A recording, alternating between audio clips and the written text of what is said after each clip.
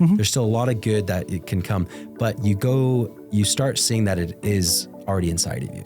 Well, I think that goes back to transcendence too. Is like, why are we having this conversation at between 28 and 35 when we have parents that are stuck in the same religion for 60 years? It's just like, dang, that sucks. I hate you, both of you guys saying transcendence. Dude, I love, but it's this idea. But like this. I don't know, dude. It's just getting smarter. I've done. It's just learning. But evolution. Whatever you want to call it. But like, there is a point. There is a point when you leave yourself. Like when I was. Here's another question for you. Do you believe we are spiritual beings living a human experience, or do you believe we're just human beings? Period. I think we're spiritual beings. We're consciousness, whether that's a spiritual being or not.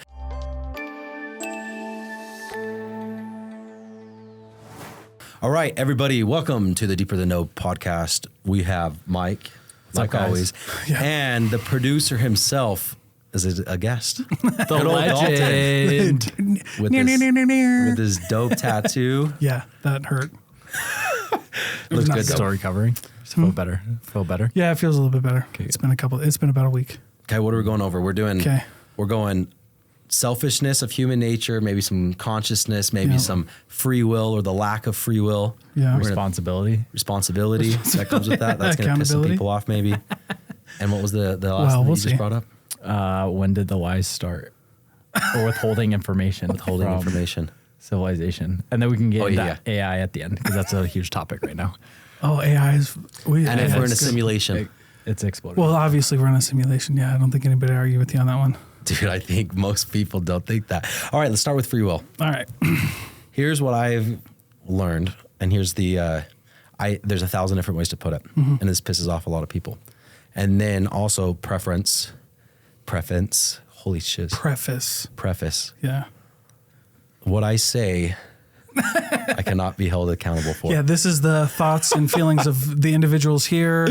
Like anything that's said or videotaped here is the sole responsibility of it. These are more thought experiments. And most are being formulated as we speak. Yeah. So and everything for the love is subject of God, to stop canceling people. And everything is subject to change. Okay, here's, I think, the easiest way to explain free will. First, you got to define it. And I'm going to define it as when you're born to when you're dead.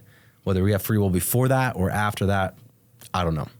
But from when we're born till we're dead, and what is free will defined as? I'm going to define it as something along the lines of, as humans, do we have the option to choose what we're going to do?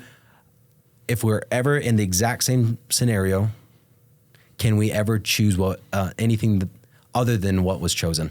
So do we actually have free will? Can we control what is happening consciously? And what I've learned is no, absolutely at no level can you. You're born into your genetics and your environment, neither of which you controlled. And then that just causes a chain reaction to make every single decision thereafter. A thought is in that chain reaction. We don't control our thoughts. A thought is a production of neurons, which we don't control. So looking at it at a biological level, we do not control our kidneys filtering blood, our pancreas releasing insulin. Consciously, we don't control it. Or our head producing hairs. And our brain is also an organ, just like all those other organs, which we do not control. There's an illusion of free will because we think we can control it.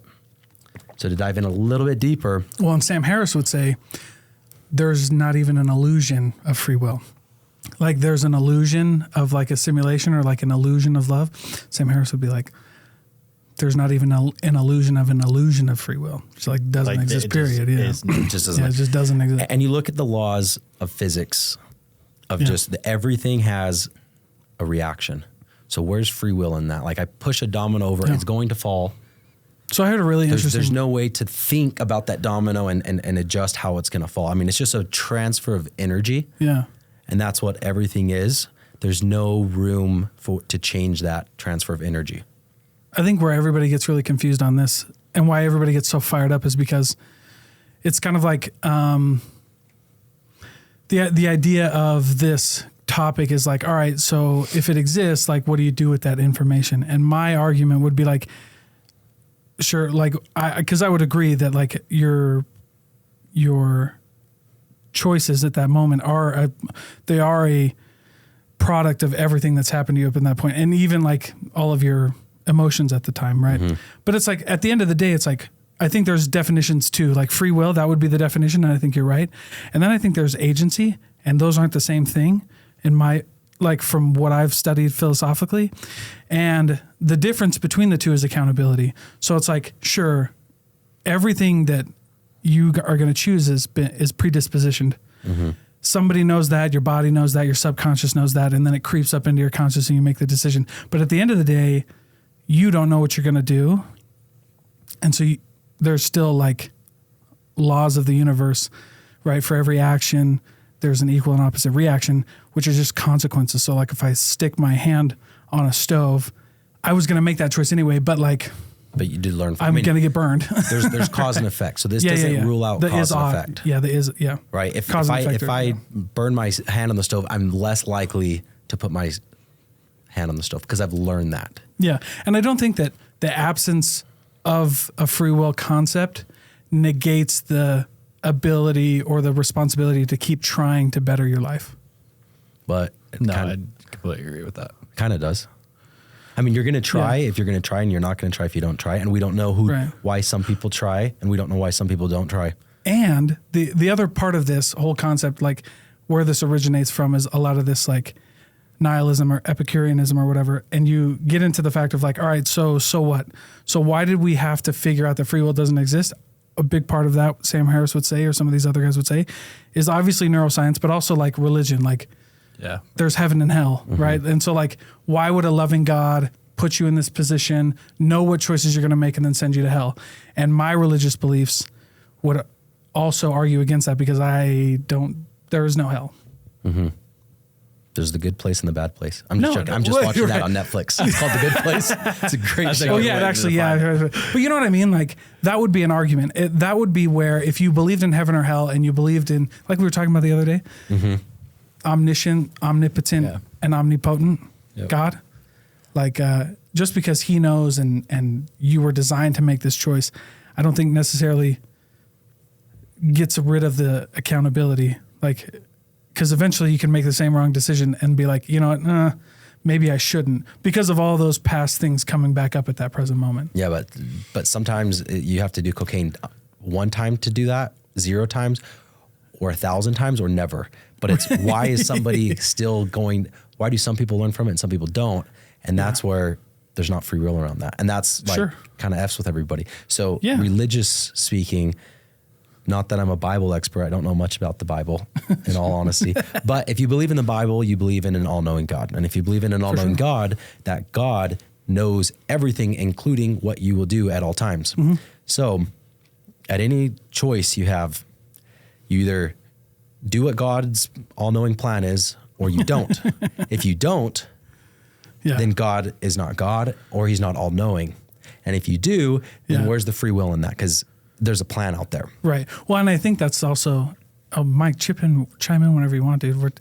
But I think that's I'm in deep thought right now. That's also the problem of evil, right? So if you have an omniscient God and all-loving God, why does he allow evil into the world? And I think, again, it's like, it's the same. It's this problem of evil. It's the problem of free will. It's this idea that we've created this really black or white society in culture where you're like, okay, if free, like, I think 2 things can be true at the same time. I think free will can be as described as we have, but also like you can't go to the suburbs of Chicago and the ghetto of Chicago and tell all these kids that they would have made no choices differently at all and that they have no control over their future. Like, I just don't, you know what I mean? Like, eventually you got to be able to. There's a moral responsibility. Yeah, you have that. And they've done studies with that. And if you tell somebody that there is no free will, and you read that, Einstein or any Aristotle doesn't believe in that. And there's really the only arguments that I can find against free will are, well, I feel like I'm making a decision. Or, well, cause and effect. And it's like, well, yeah, cause and effect still exist. Or if you go at like a quantum level, there's randomness in an electron. So there's you can say maybe everything's not predetermined, and there is some randomness involved, but we're not controlling the randomness. Yeah, we're not controlling the randomness. Back to there is no free will. Yeah. So there's no, and there that means there's no responsibility. How can I judge you, hate you, love you, praise you for something that It just happened. And you just happened to be that person. Yeah. Right? Well, again, I think you can have the free will thought, but like an agency thing, it's like you're still accountable for it. So eventually you've got to, but I see both sides. Effect, but how do you, okay. So back to that study, you tell somebody that there's not free will and you give them the chance to cheat, they're more likely to cheat. So like for society, if this is true, to teach it to society is going to be more negative for society than positive, according to a few social experiments. Well, I mean, any social experiment, like if you say you don't have to pay for anything, they're not going to. They're not going. Yeah. But you again, still have to pay for it. I mean, it's still, or like if it's free, like people are innately, like robbing or like looting, right? Like if it's a crime, then you're going to do it. So selfishness, people are innately selfish. So it's like you're going to do what's in your best interest at all times. 100%. If that in my best interest is to help you, then I'm going to help you. And how would, a selfless act of me giving the shirt off my back to help you? Well, it's going to make me look good. I get praise from it. Yeah. Then you owe me one or whatever, right? Yeah. If I didn't receive any praise or dopamine or recognition, or I didn't feel good myself, again, which I don't control when dopamine's released in my brain, then I probably wouldn't do it. Not probably, I'm going to argue all day that we don't do anything that's not in our best interest, even if it appears to be selfish. Yeah. We're always doing it because we receive something out of it. So how does accountability and responsibility play into that? Well, there's a few that it doesn't. The argument there is like the pursuit of responsibility and accountability is still noble, even though it doesn't. That's what they would say, right? That's what like Sam Harris or somebody. Yeah. And it's always funny. Like I knew we were going to talk about this, and so I was like reading some more and like watching some more interviews with like Sam Harrison, another really big guy on free will. And like Andrew Huberman drilled that guy. He was like, all right, so there's no responsibility. And at the end, he gets this guy to basically say like, yeah, you're right, but we should still strive to be better, even though it's all fake. And so the idea is like, what's true and what's best for human society is different. Yeah, and there's transcendence, right? That like opens up a whole nother conversation. What's best for society? Well, yeah, and there's transcendence, right? Like there are levels to this. So this is one of the elaborate. What? Elaborate on transcendence. Yeah, there's like kind of like levels to this game, and so one of the things I love early religious theory, all of it. But one in particular, just because I'm LDS and I read it, but Joseph Smith would have explained this in a way that there are levels to like faith, and faith is a principle of power. So you have this first level of faith that's kind of like this investigator level, which is kind of like where we're at, right? Like that's how you train a dog.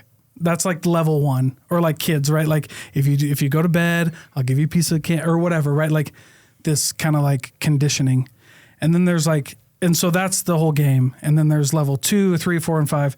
But at the end of this, you're like learning and growing, because eventually like you have sacrifice, which again is I'll sacrifice something to get something.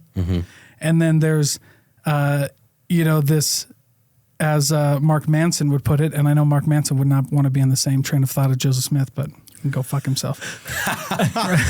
You know what I'm saying? But like then you have Ryan Holiday and Mark Manson train of thought, which is like this transcendence of like your goal would be to get to this point where through time and through action and through a change in your biology, because we would agree that everything that in us is matter, and matter can't be created or destroyed, but it can be manipulated. And that would be one of the things like cancer, for example. So cancer is your body's cells rebelling against itself. Yeah. Like we all have the ability to have cancer. Who gets it and who doesn't? Free will? Shit happens? I don't know, dude. But like at the end of the day, who are you going to blame somebody, or are you going to like keep going, right? Like there's this prosperity gospel thought that like, if I get cancer, if this happens, God's doing something. And in that case, I would argue free will all day. But in this case, you would say you've got to be able to transcend certain things. And that transcendence is, and I hate bringing up science and religion together, just because like I don't feel like it's fair for religion to try to disprove science and vice versa, because I think I think true religion is true science. But eventually your neurons change, right? So that's what happens in addiction. Yeah. Like your brain physically changes, and coming off of that. So you guys talked about this in one of your podcasts the other day, right? There's only 2 drugs that you can't quit cold turkey? I don't know. Alcohol and benzodiazepines, Xanax. Yeah, you can't. You can't quit cold turkey. Alcohol. If you're a real alcoholic, like, Your body you're done, right? Yeah. And so that's kind of crazy to think about. And yeah, like people can be born alcoholics. There's a huge opioid baby thing going on. But anyway, the idea would be to transcend and to literally change your chemistry, which is possible. That's how when you come off of alcohol or when you come off benzos or heroin, the neurons in your brain physically change. There's like a physical change, right? Yep. So.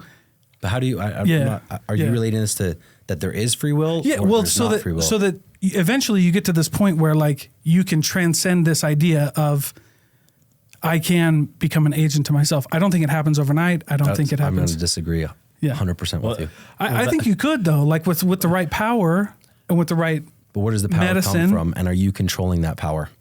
Well, that's part of the bigger question that I have is like, you get into these realms of the quantum realm where we don't fully understand like true creation that's happening is like, can humans in a state get into the quantum realm to change what is going to be affected? If they can, is that agency. If they can, we're not in control of it. So there's no agency. Because if it is happening, we're not controlling it. I think it's evolution. I think you can evolve to be able to become agents for yourself and agents. Like, will that happen before you die? Like, I don't know. I would like to believe that this goes on. Let's say it does. Yeah. If it happens, there's still no free will in it because it happened because it happened. It's just an experience and your consciousness is there just experiencing it. Yeah. But there's still no free will in it. Well, yeah, but like a product of no free will like it's like riding a bike, right? Like my dad held onto the bike and then eventually let me go. So I didn't learn how to ride a bike on my own. My dad made me ride a bike or whatever, right? Like eventually you got to give that over and be like, yeah, you didn't learn how to ride a bike, but you're riding a bike. Like, yeah, sure. Free will allowed you to, like, no free will or this, but all of these dominoes. At what instance do you go from not having free will to having free will? And what causes that? And my argument is that'll never happen in this life. I think, I would agree on the last part. And I would say consecration. That would be the last piece is like, so the difference between sacrifice and consecration would be there's no reward. And that would be like the Stoic summum bonum, which is the highest good, which is virtue. And that is doing the right thing just because you know it's the right thing. Mm. Right. But there is no such thing as the right thing. That comes down to your culture.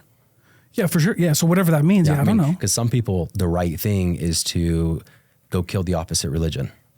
Right? Sure. I mean, that's the right thing to do is protect your religion by killing other people. Based on their point of view. It's because it's all but there is a highest good. There is virtue, though. Like, because you don't need science, you don't need philosophy or religion. And this is something Sam Harris would argue as well. You don't need science or religion or philosophy or anything to know that taking the life of another human being isn't good. That's correct. For the most part. But a lot of people do take the life of other people. Yeah, I agree with you. Yeah, I agree with you. But that would come back to the human beings are born selfish, right? And which I also agree with. But but just saying like there are some things that you don't need anything to know that like that's bad. Like, I don't know, like what? Like stabbing someone in the back, like murdering somebody. Like nobody would need to know that. That's why women and children, that's why like sometimes you'd only kill men, or if you were really vicious, you would kill women and children because you knew what they symbolized. Yeah, the future of the event, and that would be like. So if somebody kills somebody and they kill an innocent person, why would they ever do that other than they're psychopaths and they get a reward from it and they don't control that reward that they're getting from it. Well, and that would be a spectrum too. Yes, everything's definitely on a spectrum, but even going with like. Are people born knowing 100% that they shouldn't kill and they're going to act on that? And I'm going to say maybe a lot of people. Yeah. I feel like everybody's born inherently not wanting to take another life. I think there's instances. I think if we're going the extreme with murder, but if you're going like something simple, like maybe stealing or something like that, right? Like there is a point when, you do kick in because that, like I said, like. I mean, why does anybody murder anybody? Because they justify it. Yeah, you can definitely. justify it. Yeah. So it's okay to murder if you're protecting yourself. Sure. But not everybody believes that. Sure. Yeah, I'm just saying it's all. I don't think we can say that Humans were born not wanting to kill. Well, I think that's false. And that would come into my transcendence, right? Like, because maybe a baby born doesn't understand that murder is evil, but eventually you have a sage in the village who teaches you and helps you transcend that thought and helps you rewrite those, because the argument would be that not only is it your brain and your neurons firing, but it's also your conditioning, your past conditioning. So if you, it's both of those together, your genetics and environment. Yeah. And I would lean more towards, I don't know this is scientific proof, but I would lean more towards conditioning, right? Like conditioning kind of takes over that in where genetics would lack. But like, yeah, you would transcend that would transcend you, and that would help rewire you to be like, yeah, because we can't all go around killing ourselves. Like we just wouldn't survive as a species. So eventually someone has to transcend that thought, overcome that, rewire a generation's brain and come to the conclusion that like, while murder still exists, it's not. Yeah. It's not good. If free will doesn't exist, there is no responsibility, which completely F's up everything that we've ever taught, our justice system. Now, the justice system. There's a lot of hopelessness that could come there, but there's a lot of love, joy, compassion, empathy. So imagine if we're all robots. Would you ever judge a car for its brakes being out? No. So this is coming from a YouTube video I watched. It's like if a car doesn't have brakes, or you put it in the shop, you don't say it doesn't deserve to drive. Yeah. You just say we're going to put it in the shop to protect other people till it's fixed. But so let's say we're all cars, we're all robots. There is no more look at me what I've done. There's no more pride, there's no more ego, because there is no free will. It's just I am who I am because of that's the hand that I'm dealt. Right. And then if you are dealt a good hand, then with that is just immense gratitude of like, wow, I could have been so many other people born in different times, in different religions, in different races, in different countries, or whatever it is. So there's a lot of immense gratitude that could come there. It completely strips ego, completely strips praise and identity, which whether that's good or bad, it could be either. And then it completely strips judgment. Again, if we're all cars, we're all robots, there is no more judgment for one car robot malfunctioning, right? If one robot kills another robot, or a robot kills a person, are we going to punish the robot, or are you going to reprogram the robot? Yeah. Well, and that would be, in my opinion, that's what I would define as transcendence. That's what I would define as like, so let's make a human example. Okay. You and I are in a boxing match. We all know the rules. We're in a ring. We got gloves on, headgear, everything. You punch me in the face. I'm not allowed in that boxing match to say, hey, Will Bennett, why the fuck did you punch me in the face? Because we're in a boxing match, dude. Yeah. Like, what else did you think he was going to do? So that doesn't take away the argument that free will doesn't exist. What it does do, though, is like back to your point, is it transcends us into now I can set like boundaries, right? Like if we're in a boxing match and you hit me and I'm like, ah, shit, that hurt. Well, cause and effect. Learn from that. Yeah. And so, but that would be transcendence. That would be like rewiring and reprogramming. And like now I can, because like it's a snowball, but everything right? is transcendence. Every conversation is transcendence. With Yeah. And that would affect a future decision. It's just evolution is what you're saying. Yeah, for sure. Yeah. Well, and that's why a lot of like religionists or theologians would get trapped in this argument, is because like evolution doesn't exist. The world's 2,000 years old. Like, well, that's bullshit. Like, I think we can all agree on that. I hear a funny story. I was in a Sunday school class one time, and the teacher next to me was like, one of the kids asked if dinosaurs existed, and before I could answer, the teacher was like, oh yeah, those are probably just old bones from another planet. I was like, are you fucking kidding me? Wait, what? Yeah, dude. That's a belief. That's crazy. I was like, are you fucking kidding? I was like, what Mr. So-and-so meant to say was, oh, wow. Evolution does exist. But like, yeah, evolution, right? So like, but again, yeah, I think a lot of empathy comes from that, because like, why was I born to the parents that I was born with? There's no more judgment. There's no more hate. Yeah, that's fair. Somebody kills your mother. How are you going to view them now? You view them as, I feel empathy for that they're a murderer, and now they're going to be rejected by society, and now they're going to be put in jail, which is very, very hard to do. But imagine if you could do that, and you can look at every single situation without judgment, because you look at that person as they were, quote unquote, destined to be who they were going to be, and that action was destined to happen. Yeah.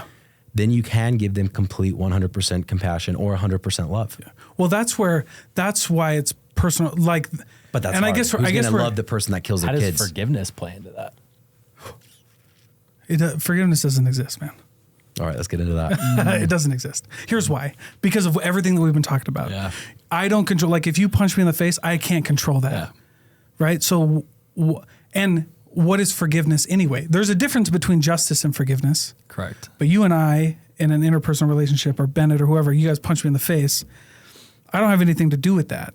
And like, am I going to hold on to that until you say sorry? Like, what if you never say sorry? Am I going to be mad again? You know what I mean? Yeah, but am I going to be mad forever?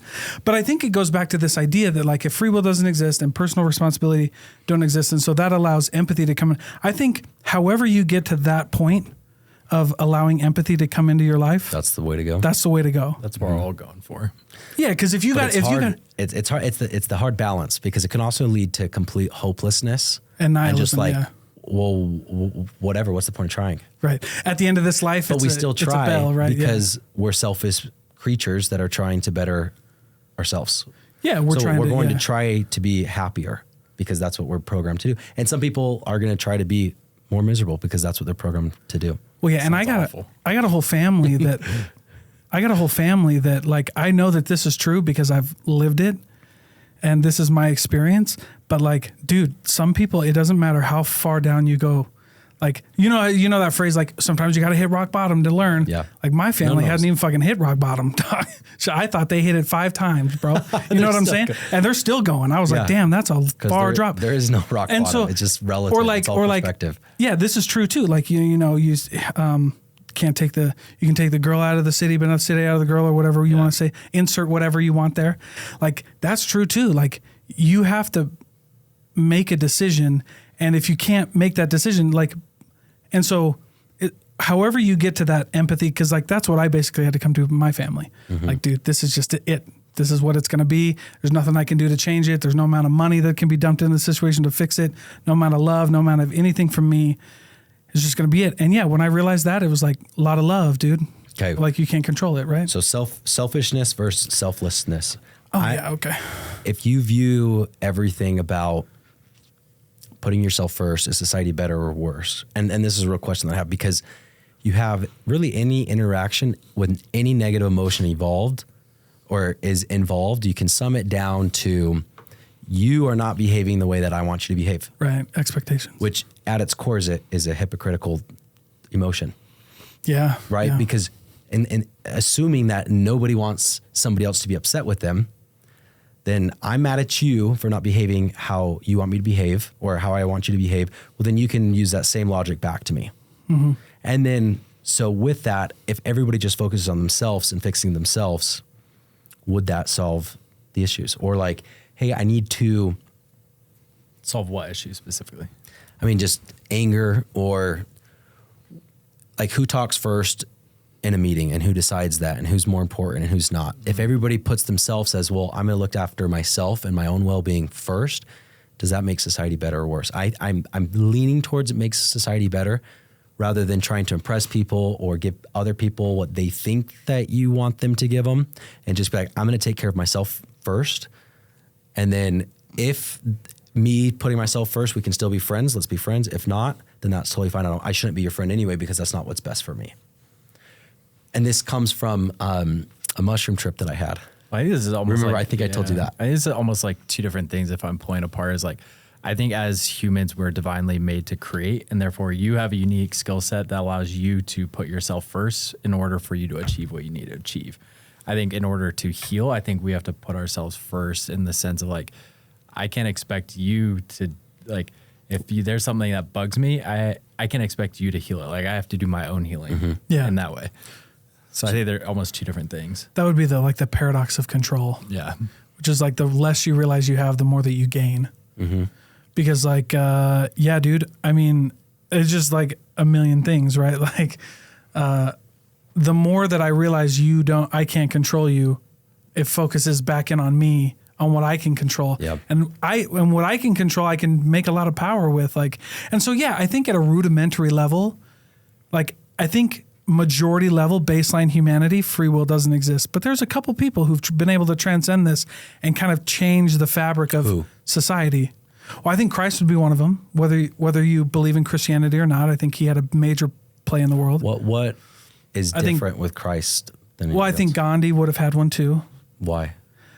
Because I disagree with both of those. Yeah, I would say we have this ability to transcend. I mean, like you go into a tribe, right? Like, but where does that belief coming from? Because you haven't. Yeah, we've kind of going. Another example to use is just if you sit still and you think, what is the thought that's going to arise in my head next? Because we know that actions are consequences of thoughts. You can't do that. But you can never know what you're thinking until it comes. It just comes. And sometimes you dwell on it and sometimes you don't. Yeah. But you can never predict what your thoughts are going to be. Therefore, you can never predict your actions. So how is Christ or Gandhi different in whether you look at biology or that thought process or God's plan? God's plan was within Christianity for Christ to die for everybody. So could Christ have not done that? And I'm going to say, no, he couldn't have not done that if that was God's plan and you believe in that. Yeah. I would say, I think there's no exceptions to this. Zero. Yeah, I would say that, and then you talked earlier, you were like, we can't go before or after, but I think you have to bring these in because there is like this level of. Well, you can say it happened before or after, and I'm fine with that, but on the earth. Yeah. I think there's like. It's not happening. Hawaiians would call it like mana, right? Yeah. Like when you come back to your home and you get that, and Joseph Campbell, who wrote A Hero with a Thousand Faces, The Power of Myth, like, by the way, that Christ story is like in every story, right? Like Joseph Smith had it, but Gandhi, Muhammad, like whoever. I think it's really weird how like our dreams can have this hero's journey. Like like you can find this story here or here. And I think it comes from this innate divine spirit that we have in us that pulls us upward. Like, I don't care. Like at this point, if it's God, if it's whoever, like it's happened in East and it's happened on the West and it's happened North and South. These stories are everywhere. Can I give you a theory on that I learned recently? Yeah. So going to like the cancer cells. Yeah. We don't control our cells. Right. But our cells contribute to us as people. So imagine us being a God and each one of your cells is a human, right? Some humans are cancerous and sometimes your body gets rid of them and sometimes they aren't. But like, so you're a cell in a fingernail. Yeah. And to like get in touch with the higher power, it's just getting in touch with the greater organism, which is God. And so a lot of people, like when you die, you go back with God. Like we go the way of all the earth. We go where we're supposed to go, man. Yep. Yeah. You just go back with the energy that was there. And if you call it energy, and if you can do it while you're on earth, that's maybe what you're saying is transcendence. Is now this fingernail cell is actually communicating with the finger, which is communicating with the hand, which is which is arm. Like awareness. I'm not saying everybody can do it, dog. You know what I mean? Like I certainly can. People. But like, and there's ways to help us. Like I think that's why we call it plant medicine. Yeah. Mm-hmm. I don't think it's a drug. I think it's really unfair to put ayahuasca or psilocybin in the same category as heroin. Yeah, and it is. But you know what I mean? Like, but those things would help you. So if you didn't get a benefit, including giving something, would humans ever do anything completely selflessly? I don't think so, but I think that's the point. So either. Ask that question again. Is there any selfless act that's truly selfless? That if you strip down all gain, even if it's not public gain, typically we do something because, and again, other evidence of free will or the lack thereof is take any decision at all and keep saying, why did I do that? And trace it back to something you actually controlled. Yeah. And what you'll trace it back to is either an experience, an outside factor, or a feeling of, was because I felt that was the right thing to do. But you don't control your feelings. You don't control your hormones that are released to say this is something good and this is something bad, which again is really scary for some people and it's really good for other people. Like people get dopamine hits from raping people, which is a terrible thing, but that's how their brain is psychosis. Wired. Yeah, that's psychotic. That's how their brain is wired. Luckily, most of us don't.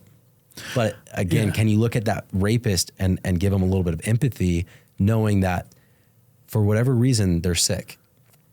So should we punish that person for being sick? No, but we should set boundaries. Let's set boundaries. Let's take them off the streets, put them in the garage like the car, right? But we're not doing it to punish them. We're doing it to protect other people. Yeah, so there's no more punishing murderers. Well, punishing for punishment, but like boundaries. Teaching them, and they're still helping them evolve. I believe in rehabilitation.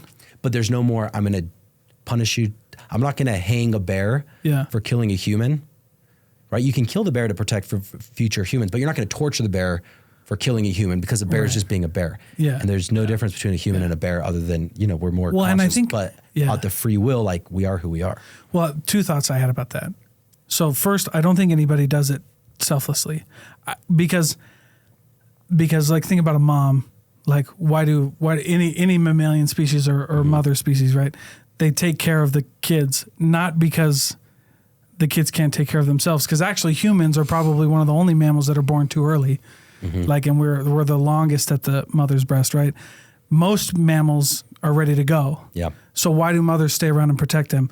I don't think it's for the most part selfless, but like what it represents. Like this represents the continuation of our species. This represents the continuation of the body of like everything that we are, right? Like for most people. Yeah. And for some people, they don't even care. But either way, you're not controlling it. It's just happening. I was going to say, if you're not controlling it, and I think that's what's so interesting about storytelling is like there's so many ways to tell that story. Yeah.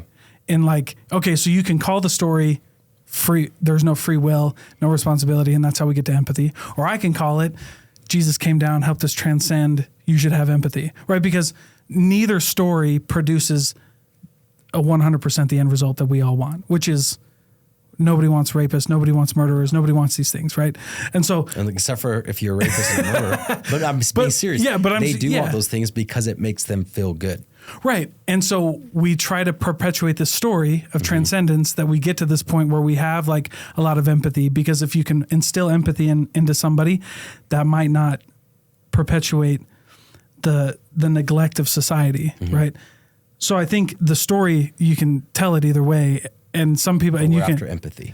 Yeah, I think so. Like for the betterment of society. Yeah, for whatever that means. Like, because there's crazy people everywhere. Like it does, you know what I mean? It's like, damn, bro.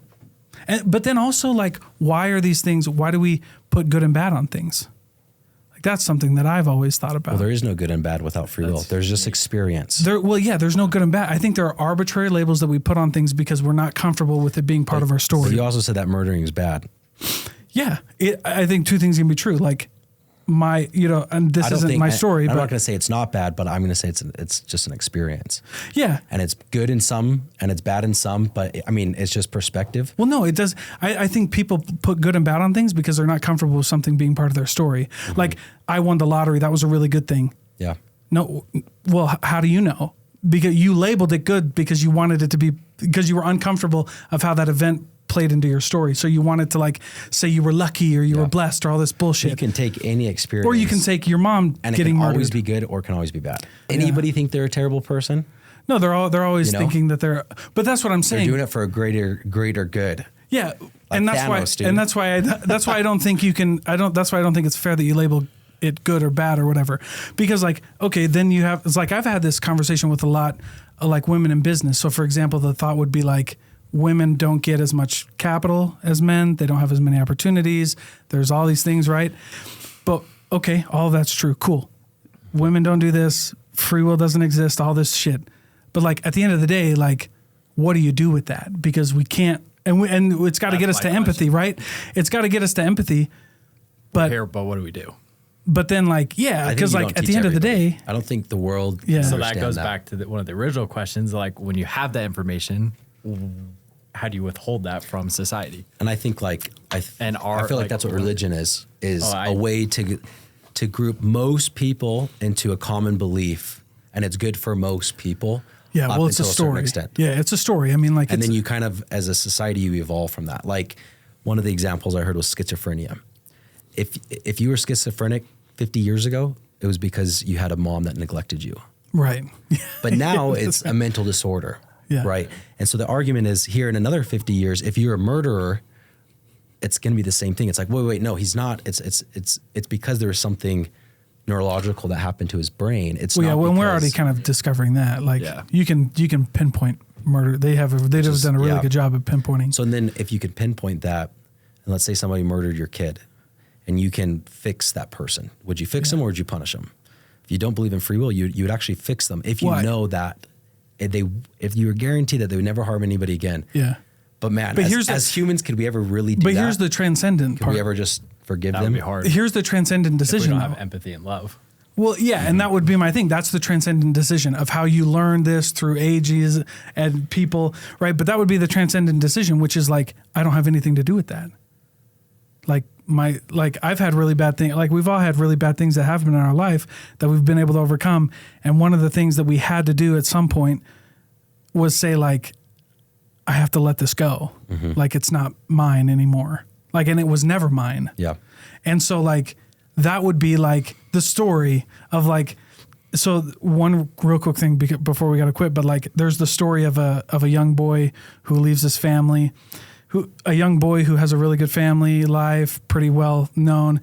Then he gets to a point in his life where he's like, man, this is something weird. Like something's got to be better than this. And then he goes off on his own into the woods and prays and gets enlightened. Right. And then comes back and shares his enlightenment with people to help transcend others. Right? Okay, so that story is and Christ and Siddhartha Gautama and Muhammad. That exact story, that whole thing, all you got to do is insert religion here and that's the story. And so I think that's why we have so many. And I think that's why whoever ends up doing this at the end is like, that man, they're all fucking really close, dude. They are. And so it's like, all right. But then also that was like, some of your really famous scientists who come up with these philosophers who come up with the no free will. So if it's no free will is your religion or whatever you want to call it, or Mormonism or whatever, you know what I mean? See, my opinion on religion is, I distance myself. When I stop believing in a belief is when it's 100% absolute. Like this is the only one and only true church. That's when I'm like, I just can't buy. Yeah, you can't get on board. I can't buy that because that means everybody else is wrong. And I just feel like at its core, that's just a very arrogant statement. And the only evidence we have of that is our own spiritual experiences. Right. But I don't know what your spiritual experience. So how can I say that mine is true? Mine is true, but yours isn't. You have partial truth, but I have the whole truth. That's right, dude. But I think religions exist because it's better for most people. Like it's a good core. It's easy. Not everybody's going to do these thought experiments and sit with their consciousness. Yeah. So if you can believe in this, it's good for most people. Like it'll get you to where you need to go. It gets you to the next step. And then after you get to that next step, what's the next step after that? I think you can leave religion behind to an extent. Mm-hmm. There's still a lot of good that it can come, but you start seeing that it is already inside of you. Well, I think that goes back to transcendence too. Is like, why are we having this conversation at between 28 and 35 when we have parents that are stuck in the same religion for 60 years? It's just like, dang, that sucks. I hate both of you guys saying transcendence. Dude, I love, but it's this idea. Like this. I don't know, dude. It's just getting smarter. I've done. It's just learning. But evolution. Yeah, whatever you want to call it. But like, there is a point. There is a point when you leave yourself. Like when I was. Here's another question for you. Do you believe we are spiritual beings living a human experience, or do you believe we're just human beings? Period. I think we're spiritual beings. We're consciousness, whether that's a spiritual being or not. But it's a consciousness.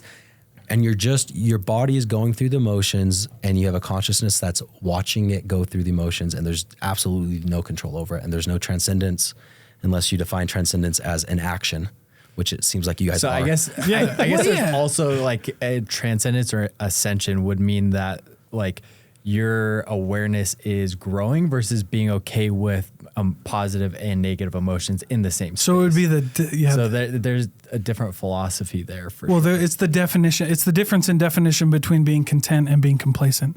Complacent would be like, I know that this path I'm on and there's nothing I can do about it. Mm-hmm. And being content is, I know that I'm path is on, there's not much I can do about it, but I know that I'm going.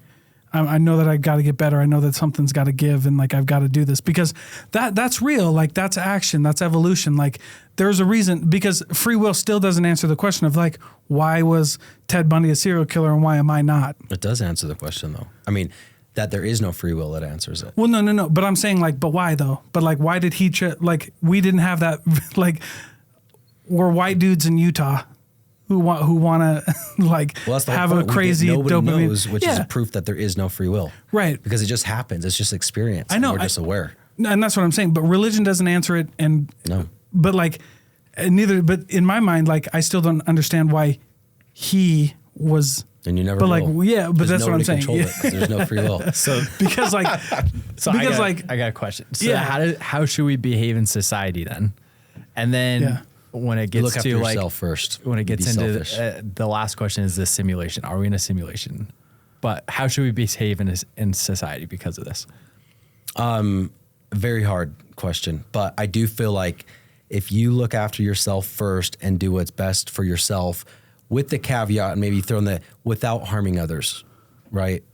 And I would say emotional harm maybe doesn't even count, because like I shouldn't be worried if I'm going to offend you or not. I'm just going to be worried about if I'm doing what I need to be doing. And then if you get offended, I'm sorry. If you don't get offended, I'm sorry. But I can't, if I go through life trying to control your emotions, That's not it's just a failing game, and everybody's anxious and depressed and worried.